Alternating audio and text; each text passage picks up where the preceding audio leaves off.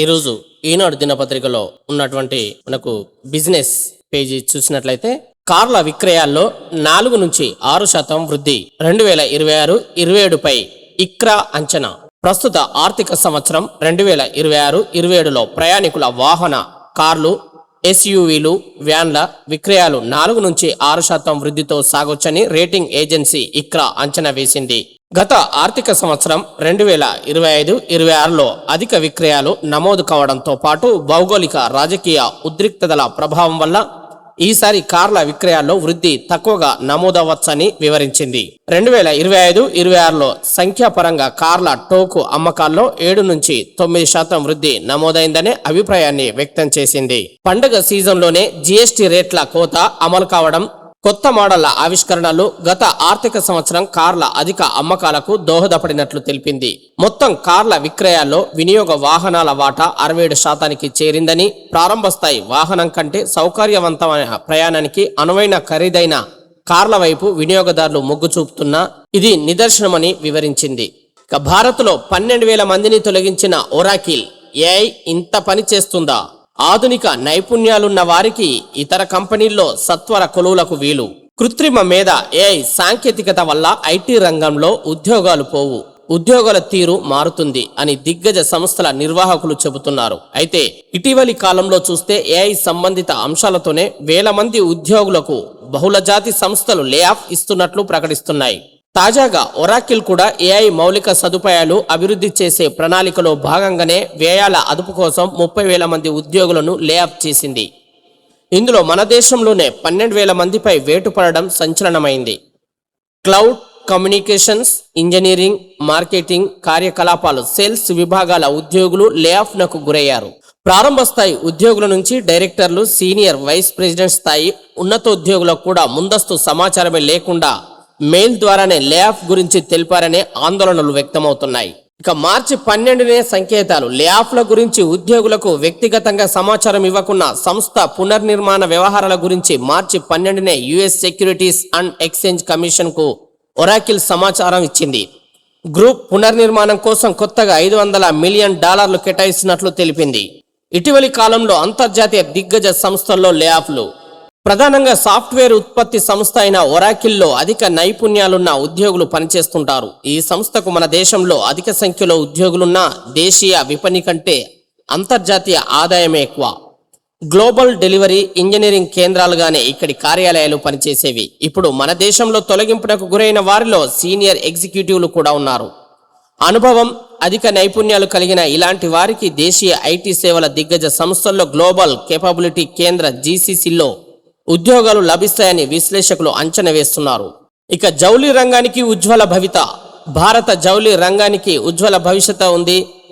2030కి market విలువ $300 billion అంటే సుమారు 32.55 లక్షల కోట్లకు చేరుతుందని, అందులో $100 బిలియన్ సుమారు 9.30 లక్షల కోట్లు ఎగుమతులుంటాయని భారత జౌళి పరిశ్రమల సమైక్య సిఐటిఐ వెల్లడించింది. చైనా, బంగ్లాదేశ్లలో ప్రతికూలతలు కలిసొస్తాయని, పత్తి, నూలు ఉత్పత్తుల పురోగతి, వారసత్వ కళ, వృత్తి నైపుణ్యం, శ్రమశక్తి వంటివి భారత్కు అదనపు బలాలని తెలిపింది. అంతర్జాతీయ టెక్స్టైల్ హబ్గా మన దేశం ఎదుగుతుందని పేర్కొంది. హైదరాబాద్ హెచ్ఐసిసిలో శుక్రవారం జరిగిన ఆసియా జౌళి సదస్సు 2026 సందర్భంగా ప్రపంచ జౌళి రంగానికి కొత్త భవిష్యత్ ఆవిష్కరణ నివేదికను తెలంగాణ ముఖ్యమంత్రి రేవంత్ రెడ్డి, మంత్రులు శ్రీధర్ బాబు, తుమ్మల నాగేశ్వరరావు చేతుల మీదుగా సిఐటిఐ విడుదల చేసింది. ఇక అందులో ఉన్నటువంటి ముఖ్యాంశాలు చూద్దాం. భారత్ బలాలు. 1 పత్తి, పాలిస్టర్, విస్కోస్, సిల్క్ ఉత్పత్తిలో భారత్ ప్రపంచంలోనే 2వ అతిపెద్ద దేశం. సాంకేతిక జౌళి ఉత్పత్తుల్లో 5వ స్థానం, ఎగుమతుల్లో 6వ స్థానం, ఫైబర్ ఉత్పత్తుల్లో అగ్రస్థానం. ఇక బలమైన మార్కెట్. జౌళి రంగ ప్రస్తుత మార్కెట్ పరిమాణం $180 బిలియన్. ఇందులో దాదాపు 70% దేశీయ మార్కెట్. 2030 నాటికి భారతదేశం $350 బిలియన్ మార్కెట్ పరిమాణాన్ని సాధిస్తుంది. అందులో దేశీయ మార్కెట్ విలువే $250 బిలియన్ ఉంటుంది. ఇక ప్రపంచ స్థాయి గుర్తింపు బ్రాండ్లు. ప్రపంచ స్థాయి గుర్తింపు పొందిన 60 బ్రాండ్లు ఇందులో ఉన్నాయి. ఈ రంగంలో 4.5 కోట్ల మంది ప్రత్యక్షంగా, 5.5 కోట్ల మంది పరోక్షంగా ఉపాధి పొందుతున్నారు. ఇక కేంద్ర ప్రభుత్వం మద్దతు కూడా ఉంటుంది. టెక్స్టైల్స్ మంత్రిత్వ శాఖ ఎగుమతి ప్రోత్సాహక మిషన్ ద్వారా ప్రవేశపెట్టిన పథకాలు సవాళ్లను పరిష్కరించడంతో పాటు ప్రపంచ వాణిజ్య గమనానికి అనుగుణంగా పరిశ్రమను సిద్ధం చేస్తున్నాయి. నేషనల్ ఫైబర్ స్కీమ్ ద్వారా సహజ మానవ నిర్మిత ఫైబర్ లభ్యత పెరుగుతుంది. ఎగుమతి ప్రోత్సాహక మిషన్ పథకాలు ఆర్థిక వనరుల లభ్యతను సామర్థ్యాన్ని పెంచడంతో ఆధునిక సాంకేతికతను అందిస్తున్నాయి. ఇక వడ్డీ రాయితీ పథకాలు పరిశ్రమలకు ఊతమిస్తున్నాయి. ముడి సరుకుల ధరల అసమతుల్యత, అధిక లాజిస్టిక్స్ ఖర్చులు, విద్యుత్ ఛార్జీల వంటివి జౌళి రంగానికి సమస్యలుగా ఉన్నాయి. బ్యారెల్ చమురు $100 కొనసాగితే వడ్డీ రేట్ల పెంపు తప్పదంటున్న హెచ్ఎస్బిసి. ఇంధన రిటైల్ ధరలు సవరించాల్సి రావచ్చు. ముడి చమురు ధర బ్యారెల్కు $100 పైన ఎక్కువ కాలం కొనసాగితే దేశంలో రిటైల్ ద్రవ్యోల్బణం భారతీయ రిజర్వ్ బ్యాంక్ ఆర్బీఐ గరిష్ట లక్ష్య పరిమితి 6% దాటుతుందని, ఫలితంగా వడ్డీ రేట్ల పెంపు అనివార్యమవుతుందని విదేశీ బ్రోకరేజ్ సంస్థ హెచ్ఎస్బిసి అంచనా వేసింది.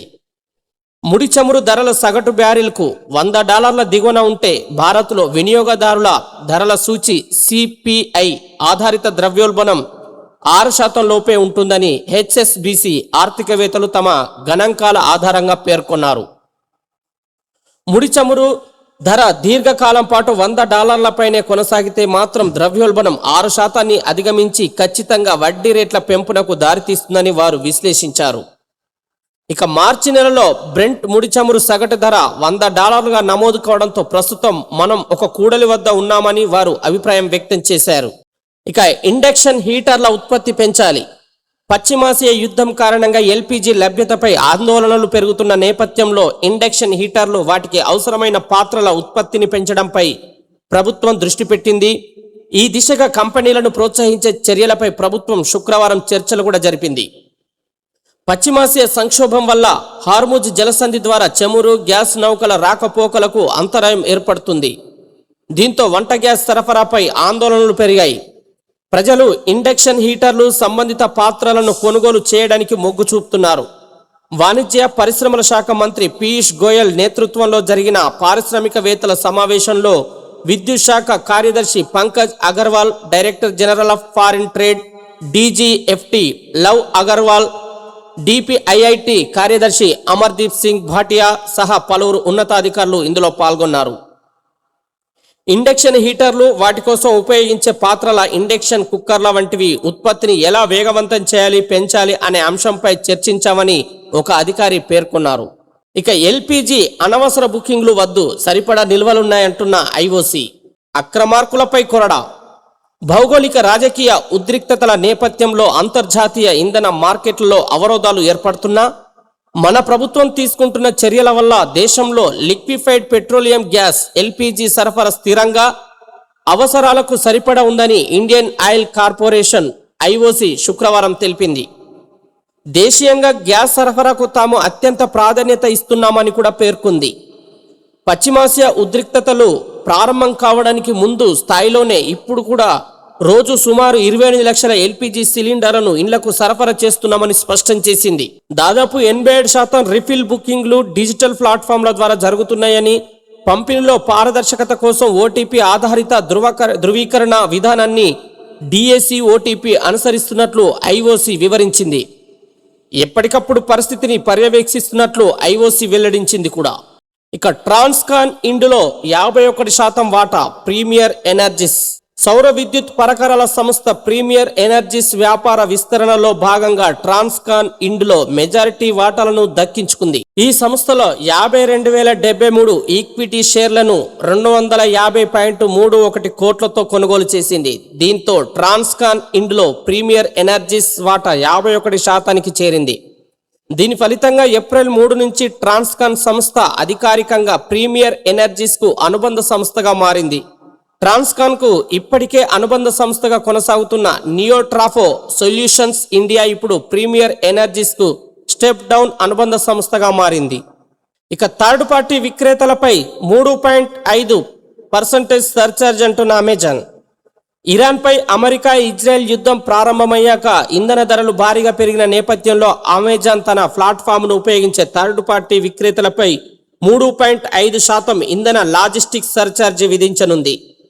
అమెజాన్ ఫుల్ఫిల్మెంట్ సేవలను వినియోగించే విక్రేతలకు ఈ తాత్కాలిక రుసుము ఏప్రిల్ 17 నుంచి వర్తిస్తుందని ది అసోసియేటెడ్ ప్రెస్ కు సంస్థ పంపిన ఈమెయిల్ ధృవీకరించింది. ఇంధనం లాజిస్టిక్స్ రంగంలో పెరిగిన ఖర్చుల వల్ల పరిశ్రమలో నిర్వహణ వ్యయాలు అధికమయ్యాయి. ఇప్పటి వరకు ఈ అదనపు భారాన్ని మేమే భరించాం. అయితే ఇతర ప్రధాన రవాణా సంస్థల మాదిరిగానే ఖర్చులు అధికంగా ఉన్నప్పుడు వాటిని పాక్షికంగా తిరిగి పొందడానికి తాత్కాలిక సర్ఛార్జీలను అమలు చేయనున్నామని అమెజాన్ వెల్లడించింది. కోడిగుడ్లు 4న ఫారం వద్ద రైతు అమ్మకం ధరలు నెక్ రూపాయలలో హైదరాబాద్ 420, వరంగల్ 422, విజయవాడ 450, తూర్పు పశ్చిమ గోదావరి జిల్లాలో 435, విశాఖపట్నం 440, చిత్తూరు 463. ఇక మార్కెట్లకు సెలవు. గుడ్ ఫ్రైడే సందర్భంగా శుక్రవారం స్టాక్ మార్కెట్లు, కమోడిటీ కరెన్సీ మార్కెట్లు పనిచేయలేదు. మరింత తగ్గిన విదేశీ మారకపు నిల్వలు. మన విదేశీ మారకపు నిల్వలు మార్చి 27తో ముగిసిన వారంలో $10,288 బిలియన్ తగ్గి $688.058 బిలియన్ పరిమితమయ్యాయి. అంతకుముందు వారంలో కూడా ఇవి $11.413 బిలియన్ క్షీణించిన సంగతి విదితమే. ఫిబ్రవరి 27తో ముగిసిన వారంలో విదేశీ మారకపు ఫారెక్స్ నిల్వలు జీవనకాల గరిష్టమైన $728.494 బిలియన్ నమోదయ్యాయి. పశ్చిమాసియా యుద్ధం ప్రారంభమైనప్పటి నుంచి ఫారెక్స్ నిల్వలు తగ్గుతూ వస్తున్నాయి. రూపాయి మారకపు విలువపై తీవ్ర ఒత్తిడి ఏర్పడడంతో Reserve Bank of India RBI జోక్యం చేసుకుని డాలర్లు విక్రయించడమే కాక కొన్ని విధానపరమైన జాగ్రత్తలను తీసుకుంటుంది. అందువల్ల ఈ నెల 2న రూపాయి మారకపు విలువ ఒక్కసారిగా 152 పైసలు లాభపడడం గమనార్హం. బ్యారెల్ చమురు $100 కొనసాగితే వడ్డీ రేట్ల పెంపు తప్పదంటున్న హెచ్ఎస్బిసి. ఇంధన రిటైల్ ధరలు సవరించాల్సి కూడా రావచ్చు. ముడి చమురు ధర బ్యారెల్కు $100 పైన ఎక్కువ కాలం కొనసాగితే దేశంలో రిటైల్ ద్రవ్యోల్బణం భారతీయ రిజర్వ్ బ్యాంక్ ఆర్బీఐ గరిష్ట లక్ష్య పరిమితి 6% దాటుతుందని, ఫలితంగా వడ్డీ రేట్ల పెంపు అనివార్యమవుతుందని విదేశీ బ్రోకరేజ్ సంస్థ హెచ్ఎస్బిసి అంచనా వేసింది. ఇక 8,000 సర్వీస్ సెంటర్లే లక్ష్యమంటున్న మారుతి. విక్రయానంతర సేవల కోసం దేశంలోని తమ సర్వీస్ సెంటర్లను 2030-31 కల్లా 8,000కు పెంచాలనేది లక్ష్యమని Maruti Suzuki India MSI MD CEO Hisashi Takeuchi వెల్లడించారు. గత ఆర్థిక సంవత్సరంలో కొత్తగా జత చేసిన 502తో కలిపి మొత్తం సర్వీస్ సెంటర్ల సంఖ్య 5,920కి చేరినట్లు తెలిపారు. కారు కొనుగోలు చేసిన వారికి సమీపంలో సర్వీస్ సెంటర్ ఉండడం, నాణ్యమైన విడి విభాగాలు లభించడం వంటివి ఎంతో సౌకర్యవంతంగా అనిపిస్తాయని వివరించారు.